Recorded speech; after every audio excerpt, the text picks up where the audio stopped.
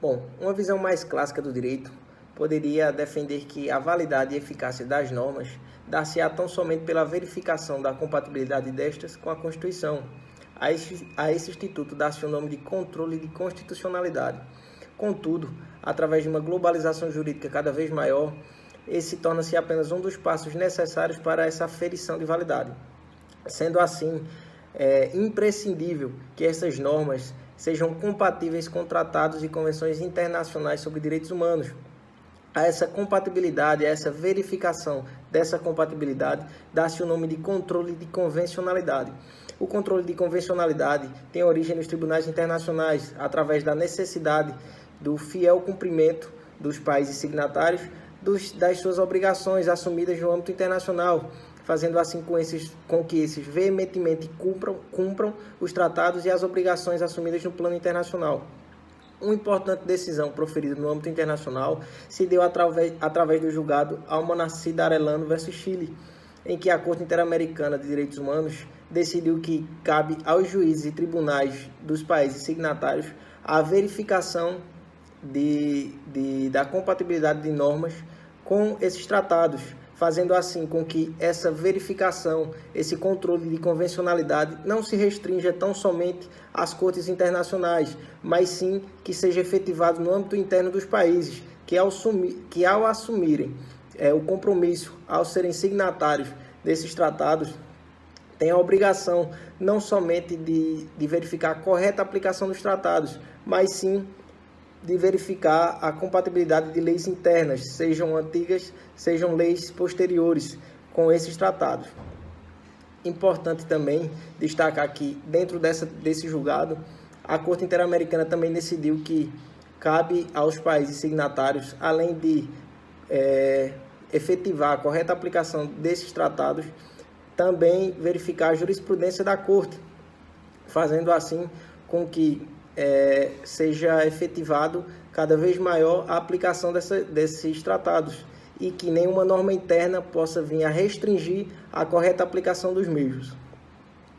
Outro importante ponto a ser destacado, principalmente no que tange o controle de convencionalidade, esse pode se dar de duas formas, tanto no âmbito interno, que é realizado pelo próprio país signatário, quanto no âmbito externo, como já disse, que seria pela Corte Internacional.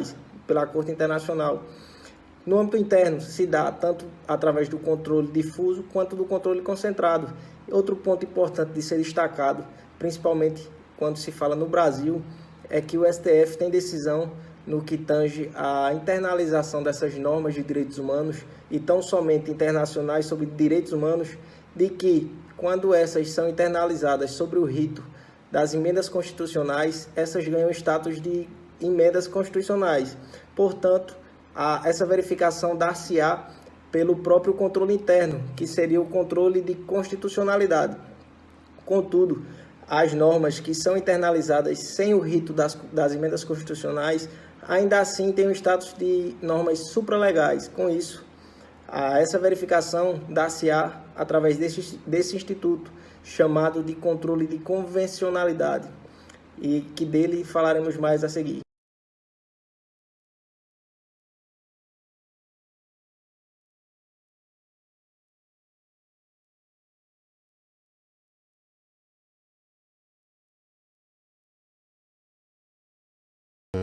Dando continuidade, conforme foi tratado no vídeo anterior, o controle de convencionalidade interno, ele tanto pode ser difuso como concentrado.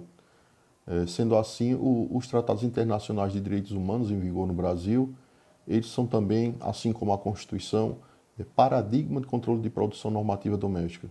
É o que se denomina controle de convencionalidade das leis, o que pode se dar tanto pela via de ação, que seria o controle concentrado, quanto pela via de exceção, que seria o controle difuso. Quanto a este, quanto ao controle difuso, se os tratados não forem aprovados como emenda constitucional, seu status será de norma materialmente constitucional, constituindo paradigma de controle difuso de convencionalidade somente, apenas. Em contrapartida, se forem aprovados pela maioria qualificada, os tratados serão material e formalmente constitucionais, e consistiram para paradigma de controle de convencionalidade concentrado. Desse modo, os tratados de direitos humanos paradigma do controle concentrado autorizam que os legitimados alencados no artigo 103 da Constituição Federal proponham ação que vise a retirada da validade da norma interna que viola o Tratado de Direitos Humanos vigentes no país, ainda que em conformidade com a lei maior. De fato, o controle difuso de convencionalidade dos tratados internacionais com status supralegal, ele deve ser suscitado em preliminar, em ação, em caso concreto, devendo ser analisado pelo magistrado, né, antes do mérito do pedido principal. Além disso, o controle de convencionalidade concentrado equivale ao controle de constitucionalidade concentrado, já que os tratados aprovados correspondem a emendas constitucionais, né? Outra sim, quando se tratar de controle concentrado de convencionalidade, serão cabíveis todas as ações de controle concentrado, como a ADIM, né, para invalidar a norma infraconstitucional por inconvencionalidade, a ADECOM, que tem a finalidade, né, de garantir garantir a norma infraconstitucional a compatibilidade vertical com o Tratado de Direitos Humanos formalmente constitucional, e a ADPF, para exigir o cumprimento de um preceito fundamental previsto em Tratado de Direitos Humanos formalmente constitucionais. Todas essas ações elas deverão ser propostas perante o Supremo Tribunal Federal. Ainda disse que o Tratado Internacional ele tem eficácia paralisante, tendo em vista que se houver um conflito entre um Tratado Internacional de Direitos Humanos e a lei ordinária, valerá o primeiro, não importando se a lei é precedente ou posterior. Vale ressaltar que o tratado ele não revoga, tecnicamente a lei ela paralisa a lei e seus efeitos práticos.